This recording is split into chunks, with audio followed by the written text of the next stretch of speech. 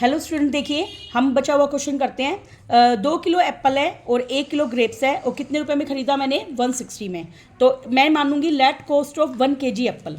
1 kg apple को मैंने मान लिया ₹X और 1 किलो ग्रेप्स को माना मैंने ₹Y मान लिया अकॉर्डिंग टू क्वेश्चन।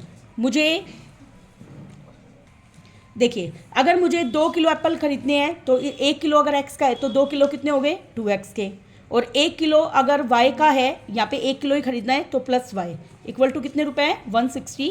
आगे हमें दे रखा है 4 किलो तो एप्पल और 2 किलो ग्रेप्स, तो 4x प्लस में 2y इक्वल टू 300। ये हमारी इक्वेशन नंबर सेकंड हो गई। इसको आप सोल्व कर लेना। अब हम एक्सरसाइज 3.2 पे आते हैं। देखिए 3.2 का पूरा इंट्रोडक्शन दे देती हूँ मैं पहले। देखिए सबसे पहले आपको ये याद होना चाहिए, दो एक लाइन होती है जब A1/A2 बराबर नहीं होता B1/B2 के, तो सॉल्यूशन होता है यूनिक। कैसा सॉल्यूशन होता है यूनिक। यूनिक सॉल्यूशन कब आएगा, देखिए इस तरीके की लाइनें बनेंगी। अगर वो लाइनें एक पॉइंट पे कट करती है तो ही यूनिक सॉल्यूशन होगा। यूनिक सॉल्यूशन का मतलब है अगर हम सभी स्टूडेंट को सोल्व करने के लिए दे दें, सबके आंसर एक ही आए, और यूनिक सॉल्यूशन आता है तो लाइन कैसी है इंटरसेक्टिंग। आप देख रहे हो लाइन दोनों एक ही पॉइंट पे इंटरसेक्ट कर रही है, और इस सिस्टम को बोलते हैं कंजिस्टेंट। क्या बोलते हैं कंजिस्टेंट। तो ये 3 पॉइंट आपको याद रखना है। दूसरा, जब A1/A2 बराबर है B1/B2 के और बराबर है C1/C2, इसका मतलब ये तीनों बराबर है तो सॉल्यूशन आएंगे इनफाइनेटली मैनी सॉल्यूशन। अगर मैं इनफाइनेटली मैनी सॉल्यूशन का ग्राफ बनाती हूँ, देखिए एक लाइन है, एक लाइन पर ये ओवरलैप करती हुई दूसरी लाइन जाएगी, तो बहुत सारे पॉइंटों पर ये मिल रही है, बहुत सारे पॉइंटों पे मिल रही है, तो इससे सॉल्यूशन कैसे होंगे इनफाइनेटली मैनी सॉल्यूशन। और लाइन कैसी है कोइंसिडेंट का मतलब एक के ऊपर एक ओवरलैप कर रही है ये लाइनें। और दूसरा सिस्टम कैसा है कंजिस्टेंट। कैसा है कंजिस्टेंट। थर्ड पॉइंट, अगर A1/A2 बराबर है B1/B2 के और वो बराबर नहीं है C1/C2 के, तो हमारा सॉल्यूशन होता है नो सॉल्यूशन। क्या होता है नो सॉल्यूशन। और नो सॉल्यूशन कब होता है, देखिए ये मैंने 2 लाइन बनाई, बताइए क्या ये दोनों लाइनें आपस में मीट कर रही है, नहीं मीट कर रही, इससे ये लाइन क्या कहलाएंगी पैरेलल। क्या बनाएंगी कहलाएंगी पैरेलल। बाकी 2 केस में सॉल्यूशन था कंजिस्टेंट, सिर्फ एक केस में इनकंजिस्टेंट होएगा। कैसा होएगा इनकंजिस्टेंट। आगे हम अब एक्सरसाइज को शुरू करेंगे। देखिए जो हमारा जो फर्स्ट क्वेश्चन है और सेकंड, ये मैंने बोर्ड में काफ़ी बार देखा है, दोनों क्वेश्चन मोस्ट इंपॉर्टेंट है। क्वेश्चन नंबर फर्स्ट का फर्स्ट पार्ट काफ़ी बार देखने को मिला है, पहला और दूसरा पार्ट। इसको अच्छे से तैयार करना आप। देखिए क्लास 10th है, उसमें कितने स्टूडेंट है 10, और वो एक मैथ्स के क्विज में पार्टिसिपेट करते हैं। तो सबसे पहले इंफॉर्मेशन मुझे मिली क्लास में बॉयज और गर्ल्स हैं और दोनों मिलाकर 10 स्टूडेंट हैं। तो लेट मैं गर्ल्स को x मान लेती हूँ, गर्ल्स को माना मैंने x और बॉयज क्या हो गए y हो गए। अकॉर्डिंग टू क्वेश्चन x और y दोनों मिलाकर 10 बच्चे हैं। कितने बच्चे हैं 10। आगे हमें क्या रखा है कि अगर गर्ल्स की संख्या बॉयज से कितनी हो जाए 4, पढ़ो देखो, नंबर ऑफ गर्ल्स इज 4 मोर हो जाए किससे नंबर ऑफ बॉयज से। तो अब बताइए गर्ल्स ज़्यादा है और बॉयज कम है, तो इसका मतलब मान लो क्लास में 10 लड़के हैं और 6 लड़कियां हैं और वो उससे कितना ज़्यादा हो गया 4। तो ऐसे क्वेश्चनों में जब भी हो तो आप कंपैरिजन कर लो, गर्ल्स ज़्यादा है तो गर्ल्स में से बॉयज को घटा दो। किसको घटा देंगे गर्ल्स में से बॉयज को, और दोनों का डिफरेंस किसके बराबर है 4 के। This is equation number second. इसको आप सोल्व कर लेना, मैं आपको सिर्फ क्वेश्चन की इक्वेशन बनाना बता रही हूँ। नेक्स्ट, 5 पेंसिल और 7 पेन है, दोनों मिलाकर 50 रुपये बने। देखिए इस तरह का क्वेश्चन अभी करवाया था। एक पेंसिल की कॉस्ट को क्या मानोगे x और एक पेन की कॉस्ट को क्या मानोगे y। तो मैं इसका शॉर्टकट लिख रही हूँ, 5x प्लस में 7y इक्वल टू 50। और अब मुझे पेंसिल लेनी है 7 और पेन लेनी है 5, तो 7x प्लस के 5y इक्वल टू 46। ये इक्वेशन फर्स्ट और ये इक्वेशन नंबर सेकंड। देखिए नेक्स्ट क्वेश्चन नंबर सेकंड है, हमें ये चेक करना है कि इंटरसेक्टिंग वगैरह है ही नहीं। ये भी मैंने आपको ट्रिक बता दी थी, मैं सिर्फ इसका आपको थर्ड पार्ट सोल्व करके दिखाती हूँ, और यही काफ़ी बार बोर्ड में भी आया हुआ है ये थर्ड पार्ट, और ये इंपॉर्टेंट भी है, इसमें बच्चे कंफ्यूज भी होते हैं। देखिए हमें दे रखा है 3/2x प्लस में 5/3y इक्वल टू 7। अगला दे रखा है 4/3x प्लस में 2y इक्वल टू 8। ये हमें इक्वेशन दे रखी है ये हमें। अब हमें इसको सोल्व करना है। इस वाले क्वेश्चन में काफ़ी बच्चे कंफ्यूज होते हैं। देखिए भाई A1 क्या है यहाँ पे 3/2, A2 क्या है यहाँ पे 4/3 है, B1 क्या है यहाँ पे 5/3, B2 कितना है यहाँ पे 2, C1 कितना है 7 और C2 कितना है 8। अब मुझे चेक करना है A1 बटे में A2 को। A1 कितना है 3/2, A2 कितना है 4/3। अब मैं इसको सोल्व करूँगी 3/2 गुना में 4/3 का उल्टा क्या बनेगा 3/4। तो ये बना 3 3 जा 9 और 4 2 जा 8, 9/8 आया। अब मुझे चेक करना है B1 बटे में B2 को, 5/3 और नीचे है 2, तो ये बना 5/6 बना। क्या ये दोनों बराबर है? हमने देखा A1/A2 बराबर नहीं है B1/B2 के, और थोड़ी देर पहले बताया था जब दोनों बराबर ना हो तो सॉल्यूशन कैसा होता है? यूनिक। कैसा होता है? यूनिक। अब हम सीधे क्वेश्चन नंबर 5 पे चलते हैं। Most repeated question, question number 5, 6, 7। इसमें से जो क्वेश्चन नंबर 5th और 7th है बोर्ड में मैक्सिमम देखने को मिला है। देखिए 5th और 6th क्वेश्चन करते हैं। देखिए क्वेश्चन नंबर 5, ये तो मैंने लगभग हर साल ही देखा है ये वाला question. Question number 5, last year भी था ये question. The perimeter of a rectangular garden whose length is 4 more है विड्थ से। देखिए लेंथ विड्थ से कितनी ज़्यादा है? 4। तो यहाँ पे लेट लेंथ को मैं मान लेती हूँ x और ब्रेथ को मान लिया मैंने y। अभी थोड़ी देर पहले बताया था मैंने इक्वेशन कैसे बनाते हैं। जब भी कंपैरिजन करना हो तो दोनों को क्या कर दो? माइनस, बड़े में से छोटा माइनस कर दो। तो लेंथ अगर x है और ब्रेथ कितनी है? y, तो x में से y गया तो दोनों का डिफरेंस कितना है? 4, क्योंकि लेंथ ब्रेथ से 4 ज़्यादा है। ये इक्वेशन हो गई हमारी फर्स्ट। आगे क्या रखा है? हाफ। देखो ये छपा HALF, half the perimeter of rectangular garden. Rectangular garden का जो पेरीमीटर का आधा किसके बराबर है? 36 के। किसके बराबर है? 36 के। सबसे पहले पेरीमीटर ऑफ रेक्टेंगल क्या होता है? इसका फॉर्मूला पता होना चाहिए, 2 × L+B। क्या फॉर्मूला होता है? 2 × L+B। अब इसे क्या रखा है? पेरीमीटर का आधा। अकॉर्डिंग टू क्वेश्चन क्या क्या रखा है? पेरीमीटर बटे में 2, पेरीमीटर बटे में 2 बराबर किसके है? 36 के। पेरीमीटर की वैल्यू 2 × L+B बटे में 2 बराबर 36। 2 से 2 कैंसिल, L की वैल्यू है x और B की वैल्यू क्या है? y equal to 36। Equation second हो गई, इसको आप सोल्व कर लेना। Next question number 7, most repeated और इम्पोर्टेंट क्वेश्चन।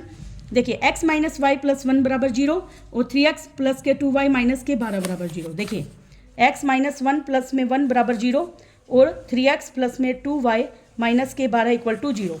अब हमें क्या करना है? इसका ग्राफ बना के हमें ट्राइंगल बन रही है या नहीं उसको चेक करना है। देखिए भाई x - 1 y equal two plus का 1 उधर आके माइनस का 1। अब मैं क्या करूँगी? इसके ग्राफ बनाऊंगी x y। तरीका मैंने बताया था, x की जगह 0 पुट किया। देखिए जैसे मैं 0 पुट कर रही हूँ, y माइनस से माइनस कैंसिल, y की वैल्यू क्या आ गई? 1। अब y की जगह 0 पुट करूँगी। जैसे मैं y की जगह 0 पुट करूँगी, x की वैल्यू क्या आ गई? -1। क्या आ गई? -1। ये हो गया। अब इसी तरीके से मैं सेकेंड इक्वेशन में करूँगी। देखिए पहले मैं उसको उधर ले जाती हूँ, 3x + में 2y माइनस के 12 उधर जाके क्या बनेंगे? प्लस के 12। अब इसका ग्राफ बनाएंगे x y, x 0 ये खत्म, यहाँ से y की वैल्यू आएगी 12 को 2 से भाग किया 6। अब y 0 ये खत्म, 12 को 3 से भाग किया 4। हो गया ये। अब मैं देखिए इसका ग्राफ, मैं इस क्वेश्चन को कंप्लीट करके दिखा रही हूँ ग्राफ कैसे बनाएंगे प्रॉपर ढंग से। 0 1 2 3 4 5 6 +x -x। बेटा ये सब कुछ लिखना होता है, नहीं लिख के आते मार्क्स कटेंगे आपके। -1 -2 -3 -4 -5 -6 1 2 3 4 5। पेपर में ये क्वेश्चन आपको ग्राफ पे करना है, आपको बोर्ड में ग्राफ मिलेगा। देखिए x है 0 y है 1, x 0 y 1, तो हमारा ये पॉइंट हो गया 0 और 1। अगला है x - 1 y 0, तो ये पॉइंट हो गया -1 और 0। अब मैं इन दोनों को ज्वाइन कर दूंगी, ये हमारी इक्वेशन होगी। देखिए जब ज्वाइन कर देते हैं उसके ऊपर लाइन की वैल्यू लिखते हैं हम। इसकी वैल्यू क्या है? x - y इक्वल टू -1 और एरो करके हमें दिखाना होता है। मार्क्स अगर आपको नहीं कटवाने तो एक एक बात को ध्यान से सुनिए। Next x 0 y 6, x 0 y 6 ये पॉइंट आ गया, और पॉइंट की वैल्यू लिखने के आनी होती है हमें 0 और 6। अगला x 4 y 0, x 4 y 0 ये पॉइंट हो गया 4 और 0। अब इन दोनों को ज्वाइन कर दीजिए, इन दोनों को ज्वाइन कर दिया मैंने। अब देखिए क्या आपके पास एक ट्राइंगल मिल गई, इसका नाम दे देती हूँ ABC। हो गई। अब मुझे इसको शेड करना है। देखिए शेड कर दिया मैंने। मैं इस क्वेश्चन के अंदर आपको एक एडिशनल बात और बताऊंगी। देखिए ये मैंने शेड कर दिया। अब हमें इसमें कोऑर्डिनेट्स बताने हैं। देखिए मैंने इसको ज्वाइन किया तो सबसे पहले हम x की वैल्यू लिखते हैं, फिर हम y की वैल्यू लिखते हैं। तो यहाँ पे x कितना है 2 और y कितना है 3, तो हमारे a की वैल्यू होगी 2 और 3। तो हमें कोऑर्डिनेट बताने, a तो हो गया हमारा 2 और 3, b देखिए b कितना है हमारे पास -1 और 0, c कितना है हमारे पास 4 और 0, कितना है 4 और 0। मान लीजिए इस क्वेश्चन में आपको एरिया ऑफ ट्राइंगल निकालने के लिए दे देते हैं। क्या निकालने के लिए दे देते हैं? Area of triangle. How will you find ऐसे क्वेश्चन आए हुए हैं बोर्ड में, इसलिए मैं आपको एडिशनल बता रही हूँ। एरिया ऑफ ट्राइंगल का फॉर्मूला होता है हाफ गुना में बेस गुना में हाइट होता है हाफ। अब बेस को हम कैसे पता लगाएंगे, इसका डिस्टेंस निकालेंगे। देखिए ये कितनी दूरी है, देखिए 2 3 4 5 6, कितनी कदम पर है ये 6, तो इसका बेस हो गया 6। हाइट का गैप देखिए, ये कितनी हाइट है यहाँ पर, देखिए 3 है ना, हाइट कितनी है 3 मल्टीप्लाई में 3, 2 से कटा 3 पे, तो इसका आंसर आ जाता है 9 स्क्वायर यूनिट। क्या आ जाता, 9 स्क्वायर यूनिट। ओके, नेक्स्ट देखिए एक्सरसाइज 3.3। देखिए इसमें जो क्वेश्चन सब्स्टिट्यूशन मेथड से एक्सरसाइज, इस एक्सरसाइज में से question number 5th most repeated question, मैं सिर्फ आपको इसका एक पार्ट करके दिखा रही हूँ, ये वाला क्वेश्चन मैक्सिमम आता है। ठीक है, question 5th part, √2x plus में √3y इक्वल टू क्या है 0 है, √3x माइनस का √8y इक्वल टू क्या है 0। मोस्ट रिपीटेड क्वेश्चन है। देखिए इस मेथड का नाम है सब्स्टिट्यूशन मेथड। सब्स्टिट्यूट का मतलब होता है किसी की वैल्यू को निकाल के दूसरी में पुट करना, इसलिए उसका नाम क्या है, सब्स्टिट्यूशन रिएक्शन मेथड। देखिए ये इक्वेशन फर्स्ट है, ये इक्वेशन नंबर 2 है। जबकि जब भी आप एग्जाम में प्रॉपर ढंग से हमें पेपर करना है, देखिए जब भी आप इक्वेशन उतारें उसको इक्वेशन नंबर 1 एंड 2 नाम दें, फिर उसके बाद √2x बराबर, अब मैं क्या करूँगी, प्लस का √3y, उधर जाके किसका बनेगा, माइनस का √3y। अब यहाँ से x की वैल्यू निकालूंगी, x की वैल्यू क्या आ गई, यहाँ से माइनस का √3 बटे में √2y आ गई। इस इक्वेशन को या तो थर्ड नाम दे दीजिए। ठीक है, अब मैं इसकी वैल्यू को किस में पुट करूँगी, इक्वेशन नंबर 2 में। रूट वाले क्वेश्चनों से बच्चे काफ़ी डरते हैं, इसलिए इसका मैं शॉर्टकट मेथड बता रही हूँ आपको। देखिए मैं थर्ड को 2 में पुट करूँगी, √3 गुना में x की वैल्यू क्या है, यहाँ से माइनस का √3y डिवाइड में √2 माइनस का √8y बराबर 0। अब देखिए मेरे क्वेश्चन करने की ट्रिक, √3 को √3 से गुना किया, क्या आया, √3 का स्क्वायर से रूट क्या हो जाता है, कैंसिल, तो ये बना माइनस का 3y डिवाइड में √2 माइनस का √8y बराबर 0। कई बच्चे क्या करेंगे, इसका एलसीएम लेंगे और उसको सोल्व आउट करेंगे। हमें इतने बड़े झंझट में नहीं पड़ना, हम क्या करेंगे, ओनली y को कॉमन लेंगे। हम y को क्या लेंगे, कॉमन। यहाँ पे क्या बचा, माइनस का 3 अब बटे में √2 माइनस का √8 इक्वल टू 0 हो गया। तो y इक्वल टू, देखिए कोई चीज़ मल्टीप्लाई में है तो इधर आके क्या हो जाएगी, डिवाइड में, तो ये आएगा 0 डिवाइड में माइनस का 3/√2 माइनस का √8 हुआ। तो 0 के डिवाइड में कुछ भी लेके जाएंगे, क्या बना 0। इसको हम थर्ड में पुट कर देंगे, फ्रॉम थर्ड। तो x इक्वल टू माइनस का √3 डिवाइड बाई √2y की पुट करी 0 इक्वल टू 0। इस क्वेश्चन को मैंने ऑप्शनल वाले क्वेश्चनों में देखा है। जब भी आपके पास ऑप्शनल वाले क्वेश्चन में आए तो आप इसका रिजल्ट याद रखिए, हमेशा इसका आंसर 0 0 आएगा। ओके, नेक्स्ट देखिए क्वेश्चन नंबर 2। ये क्वेश्चन बेटा जब मैं पढ़ती थी मेरे बोर्ड एग्जाम में आया था, मोस्ट इंपॉर्टेंट क्वेश्चन है, आज भी मुझे इसका आंसर लर्न है। देखिए हमें दे रखा है 2x प्लस का 3y इक्वल टू 11, इसलिए मैं इसको जरूर करवाऊंगी आपको। और अगला है 2x माइनस का 4y equal to minus 24। This is equation first, this is equation number 2। अब हम क्या करेंगे, सब्स्टिट्यूशन मेथड से वैल्यू पुट करेंगे। देखिए 2x प्लस 11 माइनस का 3y हो गया,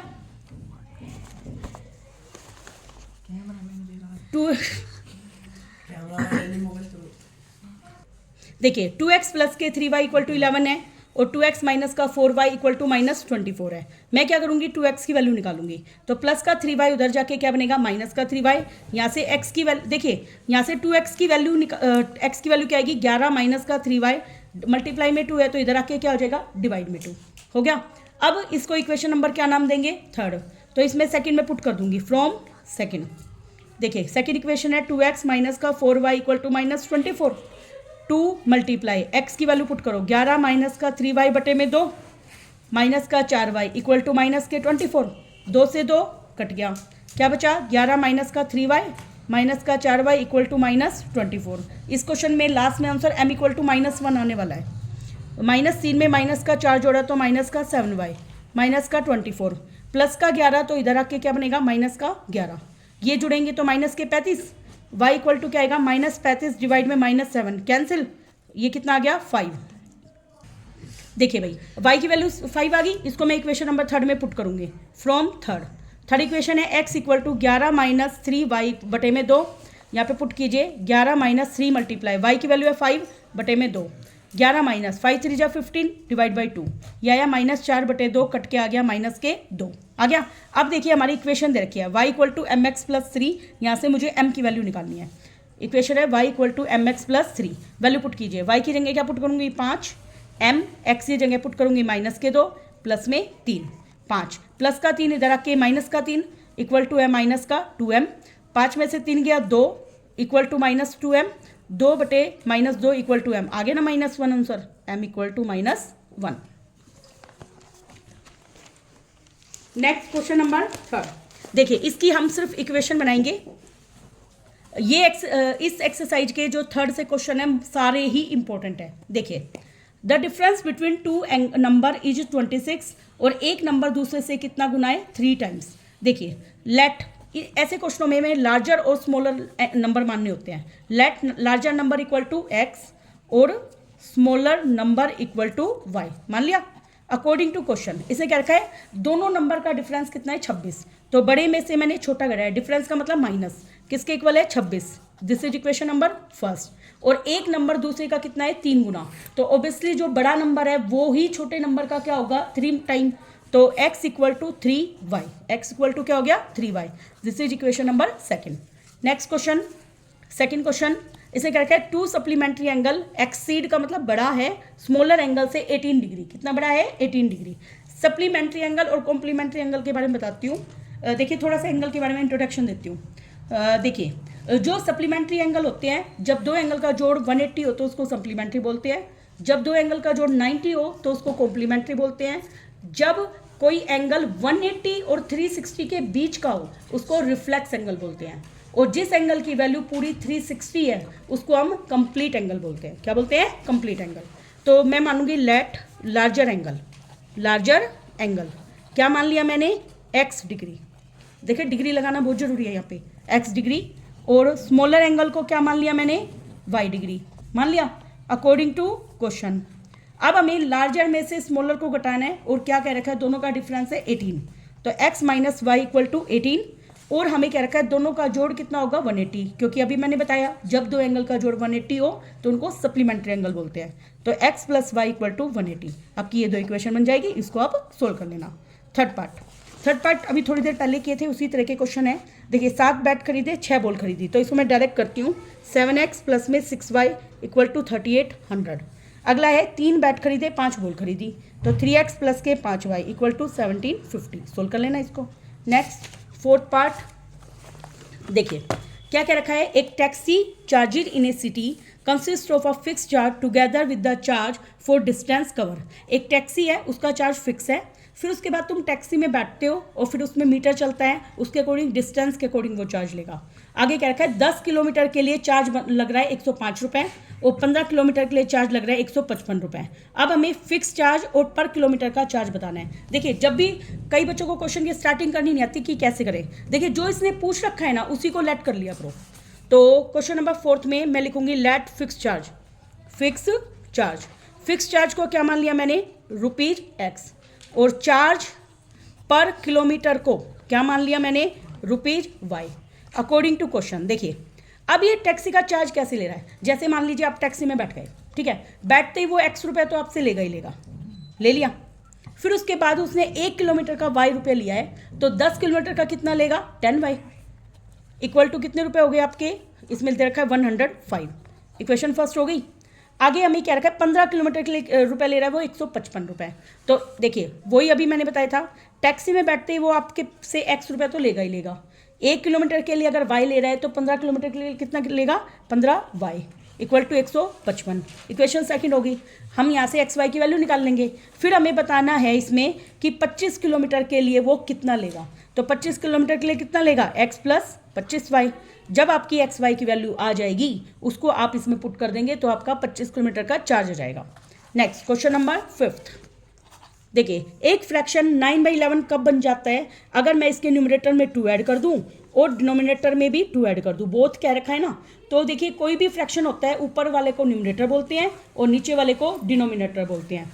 तो लेट न्यूमरेटर को मैं शॉर्टकट n लिख देती हूँ, न्यूमरेटर बराबर x, डिनोमिनेटर बराबर y।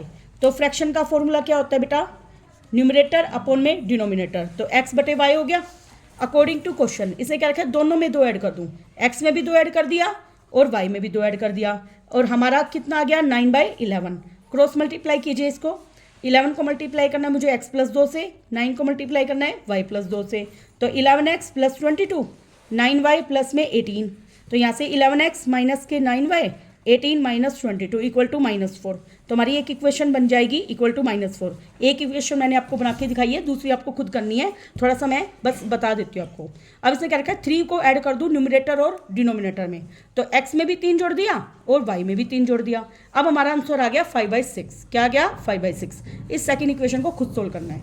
Next 6 part most important question देखिए क्या क्या रखा है, 5 ईयर हैंस, हैंस का मतलब होता है बाद, 5 साल बाद जकोब की एज अपने बेटे की एज की क्या हो जाएगी 3 गुना। जब भी आपको ऐसे क्वेश्चन करने हो हमेशा प्रेजेंट एज मानो, तो late Jacob present as, Jacob की प्रेजेंट एज को क्या मान लूंगी मैं x ईयर्स, और सन की प्रेजेंट एज को क्या मान लूंगी मैं y ईयर्स, मान लिया मैंने अकॉर्डिंग टू क्वेश्चन। अब इसे क्या है 5 साल बाद, तो मैं हमेशा 5 ईयर्स लेटर हेडिंग डाल देंगे हम इसको, तो मैं निकालूंगी जकोब एज, जकोब की एज 5 साल बाद क्या हो जाएगी x + 5, और सन की क्या हो जाएगी बेटा y + 5 हो गई। अब ये कह रहा है वो जो फादर है वो बेटे का कितना गुना हो गया 3 गुना, तो मैंने वही करना है, जो छोटा है उसको 3 से गुना करना है। फादर ऑलरेडी बड़ा है x + 5, तो 3 से गुना होएगा y + 5, तो इससे आप इक्वेशन फर्स्ट बन जाएगी। फिर उसने क्या कह रखा है कि 5 ईयर्स एगो, 5 साल पहले जकोब 7 गुना था, कितना गुना था 7 गुना, तो हम क्या करेंगे 5 ईयर्स एगो जाएंगे। पहले मैं यहाँ पे लिखूंगी 5 ईयर्स एगो, अब मैं लिखूंगी यहाँ पे जकोब एज, 5 साल पहले जकोब की एज हो जाएगी x - 5, और सन की एज क्या हो जाएगी y - 5 हो गया अकॉर्डिंग टू क्वेश्चन।